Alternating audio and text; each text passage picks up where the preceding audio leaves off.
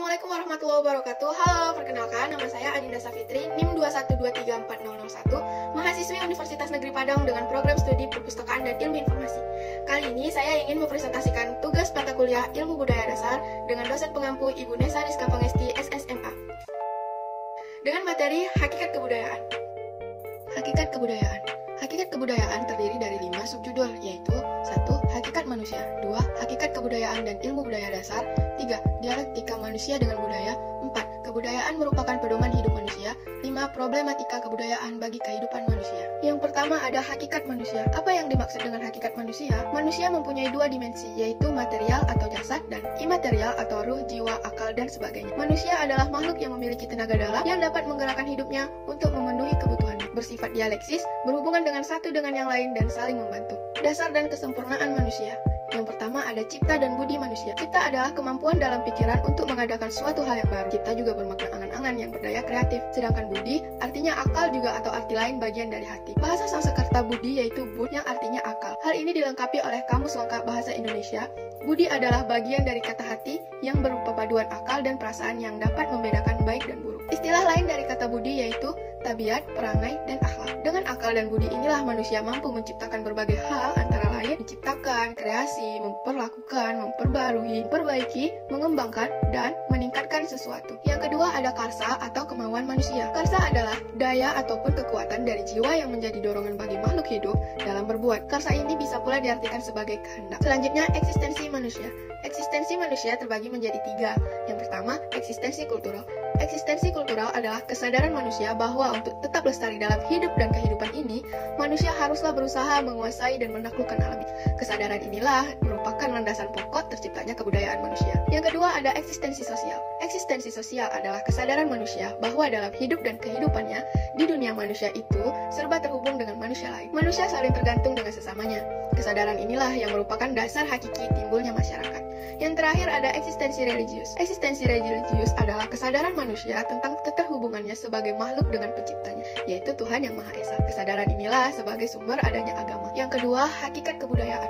Secara etimologis, kata budaya berasal dari bahasa Sanskerta, yaitu budi dan daya. Kata budi bermakna akal atau pikiran manusia, sedangkan daya adalah kemampuan. Kebudayaan sebagai keseluruhan yang mencakup pengetahuan, kepercayaan, seni, moral, hukum, adat, serta kemampuan dan kebiasaan lainnya yang diperoleh manusia sebagai anggota masyarakat. Konjaraningrat 1974, ia membagi kebudayaan menjadi 7 unsur bersifat universal. 1. Sistem religi dan upacara keagamaan, yaitu yang kedua, sistem dan organisasi kemasyarakatan. Yang ketiga, sistem pengetahuan. 4. Bahasa. Kelima, seni. Keenam, sistem mata pencaharian. Ketujuh, sistem teknologi dan peralatan. Wujud kebudayaan terdiri dari 3 unsur, yaitu yang pertama, gagasan. Gagasan merupakan kebudayaan yang berbentuk kumpulan ide, gagasan, nilai, norma, peraturan, dan sebagainya yang bersifat abstrak, tidak dapat dipegang, terletak dalam pikiran pemilik kebudayaan, dan muncul sebagai perilaku masyarakat tersebut. Yang kedua ada aktivitas atau tindakan. Aktivitas atau tindakan merupakan wujud kebudayaan sebagai suatu tindakan terstruktur dari manusia dalam komunitasnya. Terbentuk aktivitas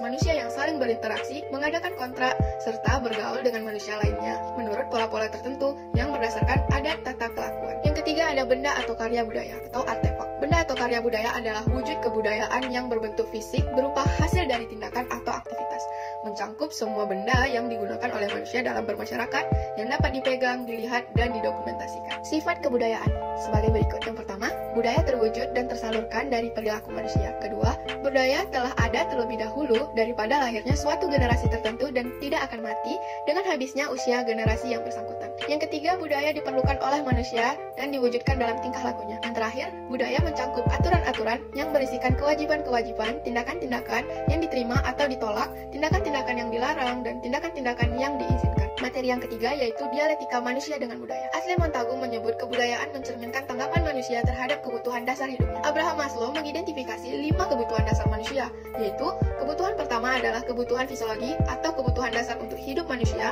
seperti makan, minum, rumah, dan biologi. Kebutuhan kedua, setelah terpenuhinya kebutuhan dasar adalah manusia ingin hidup aman atau damai. Setelah itu, ia ingin berhubungan dengan manusia lain.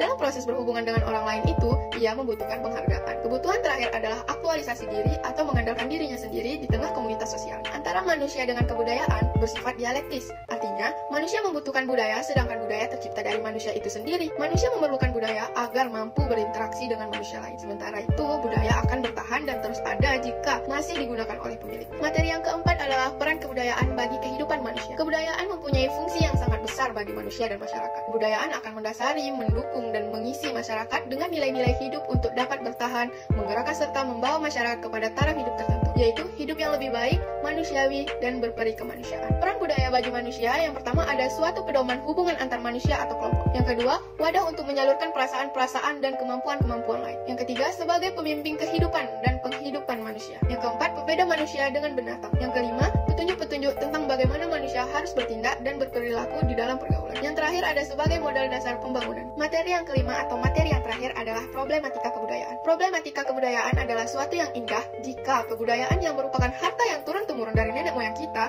dapat kita pertahankan kelestarian. Oleh sebab itu, bagaimanapun juga caranya, kita harus mempertahankan identitas bangsa kita, yaitu kebudayaan. Problematika kebudayaan yang pertama adalah hambatan budaya yang berkaitan dengan pandangan hidup dan sistem kepercayaan. Misalnya, kulit putih lebih unggul dari kulit hitam. Yang kedua ada hambatan karena faktor psikologi atau kejiwaan, misalnya relokasi pedagang. Yang ketiga ada masyarakat terasing yang kurang komunikasi dengan masyarakat luar. Yang keempat, sikap tradisionalisme yang berprasangka buruk terhadap hal-hal baru, misalnya di suku Baduy. Yang kelima ada sikap etnosentrisme, yaitu memandang sukunya lebih unggul dibanding suku yang lain. Yang terakhir ada iptek yang disalahgunakan. Jadi kesimpulan saya pada presentasi kali ini adalah jaga dan lestarikan kebudayaan kita dengan baik, karena budaya sangat penting untuk kita berinteraksi dengan manusia lain untuk tolong-menolong. Sekian presentasi materi saya pada kesempatan kali ini. Jika ada kesalahan saya minta maaf. Semoga bermanfaat teman-teman. Terima kasih. Bye-bye. Assalamualaikum warahmatullahi wabarakatuh.